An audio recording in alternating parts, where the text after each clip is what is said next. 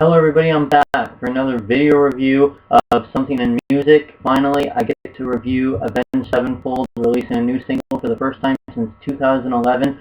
After the first two singles that will most likely be on the new album, Hail to the King, dropping August 27th, 2013, Not Ready to Die and Carry On, which were the first two songs in Avenged Sevenfold history recorded with Aaron LeJ, or however you pronounce his last name. I'm not quite sure, LJ or whatnot.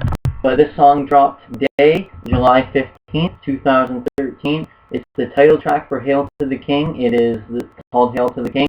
It's about 5 minutes and 6-second runtime, and all I have to say is I love this song. I think it's a great song, and I think it's a great way to look at Avenged Sevenfold for the first time in 2013, to say that I think this will be a good album, speculating off Carry On, Not Ready to Die, and now Hail to the King.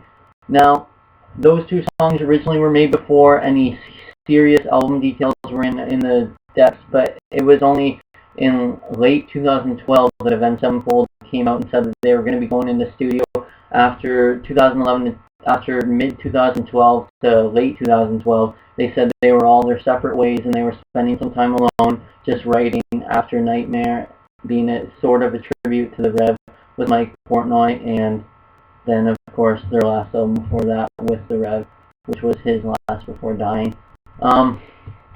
Now, this song is obviously, it's typical Avenged Sevenfold, but it's also not. Now, today, before listening to the single, I read an interview from Matt Shadows, and that interview said that he was talking to Aaron LeJ, and he said, we're doing a different direction for this album. We're not going to do anything seriously technical in the drumming pursuit. It's going to be a different direction for Avenged Sevenfold, and are you ready to take the crap for it from the fan base, knowing that in every Avenged Sevenfold album and single, they've had to deal with the Rev, who's extremely technical and a great drummer in my mind, and then an even better drummer than that, one of the top 5 drummers currently in rock and maybe of all time, Mike Portnoy, who recorded Nightmare.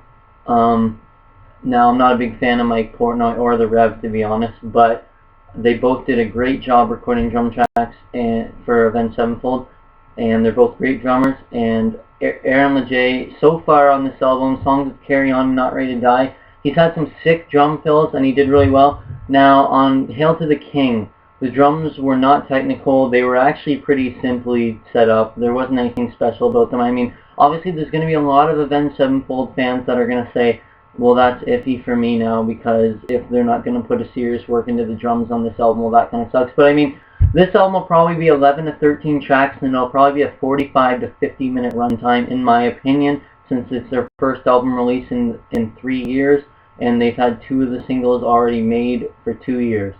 Now, at the same point, you never know, it could only be like a 9-track, 40-minute album. You're never quite sure what direction a band's going to go into, but just like what Megadeth did when they released the first song off Super Collider, being Super Collider, the title track, and there's a lot of fans saying, there's nothing really special about this, it's kind of lame or whatever. This song comes out, and it's not the Avenged Sevenfold that we all expect to hear all the time, but off the snippet, I do think that the snippet was actually the best part of this song, the last verse going into the chorus. I thought that was the most powerful part of the song. But I thought every part of the song actually was pretty well layered out, and I think if anyone had the best effort, it was definitely Sinister Gates.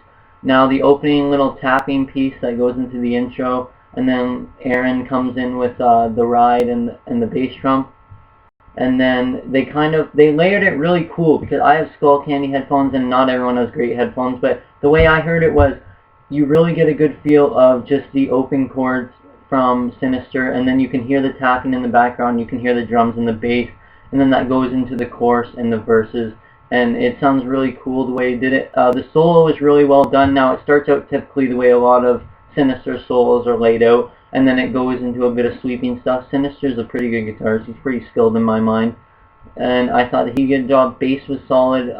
Drums were solid. Now, there was nothing special or technical about the drums. There was nothing fast about the drums. There was nothing in the drumming that really made Aaron look like a really good drummer in this song. But he's already specified how good he is in Carry On and Not Ready to Die, in my opinion. Is he the best drummer in the world? No, he's not. But, I mean, he definitely has untouched talent that Matt Shadows is definitely pointing out in interviews when he's telling the interviewer that he asked Aaron if he was willing to take crap for not producing extremely good drum tracks, because Avenged Sevenfold is going in a different direction.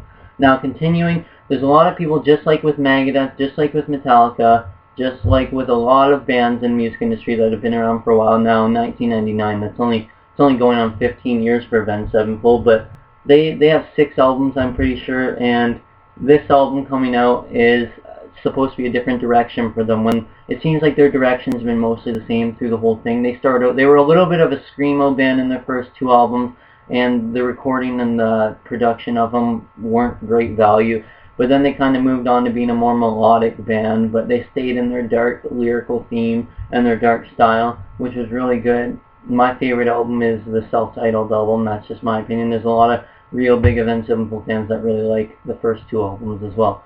But going on from there, I think that it's fair that a band that's been around for 15 years and already released 6 albums or 5 albums, that they should have the opportunity to say, we want to take a different direction and see how our fans like it. Now, Nightmare went #1 in 2010 on the Billboard 200, and it was a great album. There wasn't anything that I really thought that was a low point on the album. Even the extra B-side track was good.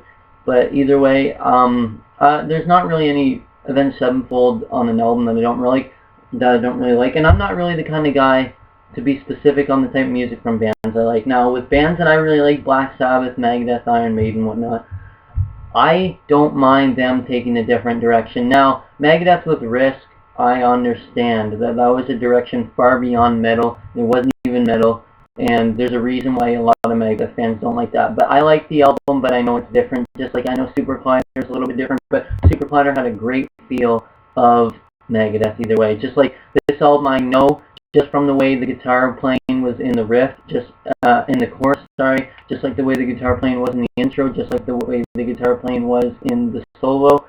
I know this will be an Avenged Sevenfold album, and I know Aaron will get his chances and his shots in future songs that come out, when maybe they'll release one more single, and maybe they'll just wait for the album to drop. Either way, I know I'll listen through this album. I'll be picking up this album on August 27th. I'll listen through this album. I know there'll be some really good specific spots on the album where there'll be excellent drumming, and obviously it's not going to be a big thing, and Matt Shadow says that, but either way, I think this song was great. The drumming was solid, and it made it heavy, it made it deep, it made it strong. It wasn't technical, but it was a good song. Bass was good. Vocals were incredible. Matt Shadows, in my opinion, he's a top 10 vocalist in rock right now. Sinister definitely was the high point of this song, and I'm sure just like any other Avenged Sevenfold album, the guitar will play a big part in Hail to the King. I was also reading the interview that Matt Shadow said that the main influences for this album were Megadeth, Metallica, and Pantera. He said that he was looking at early 90s and mid 80s, and that was the main influence on this album. They were looking at what bands like that were doing, like Megadeth on Countdown, or Metallica on Master of Puppets, or the Black Album, or Pantera on Cowboys from Hell. But then they also went back and looked at Led Zeppelin and Black Sabbath after that, looking in the 70s for influences. So this album is considerably supposed to be influenced from mid-70s to early 90s. That's what the influences are supposed to be. And in my opinion, if a band like Avenged Sevenfold is going to go with influence for some of the greatest bands of all time, and they release a song like this along with the 2 other songs that will most likely be on the album, I'm not sure if information has been spilled that they are on the album for sure, but if they are using those influences, this song came out amazing. I love it. And the other 2 songs that came out in 2011, and I'm pretty sure 2010 late, I have to say that I am really excited for this album, and I think it'll be a great album. If I were to give a rating, I would probably give this song an 8 out of 10. Guitar work, 10 out of 10. Vocals, 9 out of 10. Bass, you don't really notice it. I mean, like, drums are a solid 7 out of 10. There's nothing special about them, but they're there and you notice them. Thanks for watching.